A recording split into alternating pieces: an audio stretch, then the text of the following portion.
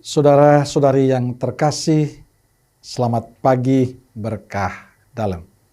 Sudah kita memberi senyum hari ini, Rabu 16 Maret 2022, pekan kedua Prapaskah. Salam pertobatan. Kita awali permenungan kita hari ini dengan tanda kemenangan Kristus. Dalam nama Bapa dan Putra dan Roh Kudus. Amin. Barang siapa ingin menjadi besar di antara kamu, hendaklah ia menjadi pelayanmu. Dan barang siapa ingin menjadi yang terkemuka di antara kamu, hendaklah ia menjadi hambamu, sama seperti anak manusia. Ia datang bukan untuk dilayani, melainkan untuk melayani dan untuk memberikan nyawanya menjadi tebusan bagi banyak orang. Saudaraku terkasih, kutipan Injil ini adalah bagian terakhir dari kisah Injil hari ini. Pada bagian awal Injil Matius hari ini bicara tentang permintaan dari ibu anak-anak Zebedeus kepada Yesus. Ia meminta agar kedua anaknya boleh duduk di sebelah kanan dan kiri Yesus. Berilah perintah supaya kedua anakku ini kelak boleh duduk di sebelah kerajaanmu, yang seorang di sebelah kananmu dan yang seorang lagi di sebelah kirimu. Permintaan ibu anak-anak Zebedeus menunjukkan pemahaman yang salah tentang kerajaan surga. Bagi mereka kerajaan surga sama dengan kerajaan di dunia ini yang memiliki jenjang kekuasaan.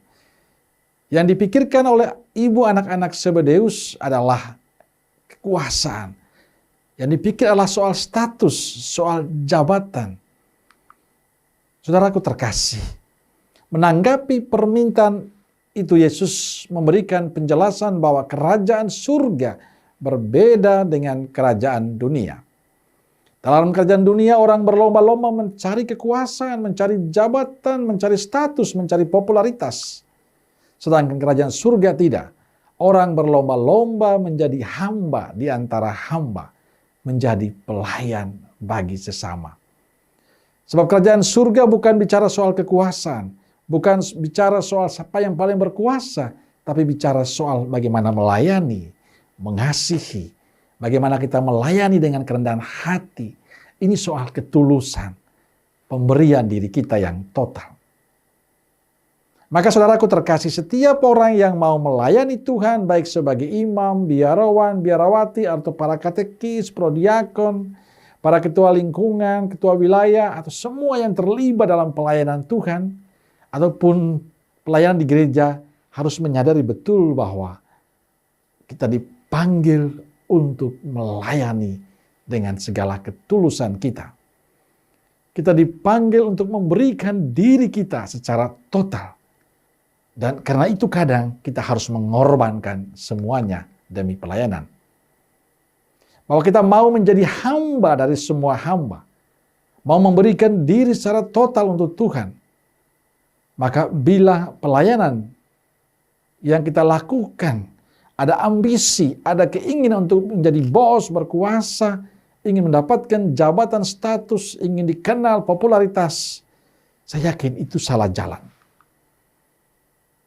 Dan ini masih terjadi pada para aktivis, juga para imam, biarawan, biarawati, yang kadangkala memiliki ambisi untuk mendapatkan status dan jabatan. Dan orang-orang itu mungkin Anda dan saya. Maka seperti itu perlu pertobatan. Karena bukan untuk itulah kita dipanggil. Karena kita dipanggil untuk menjadi pelayan. Melayani sesama yang lain.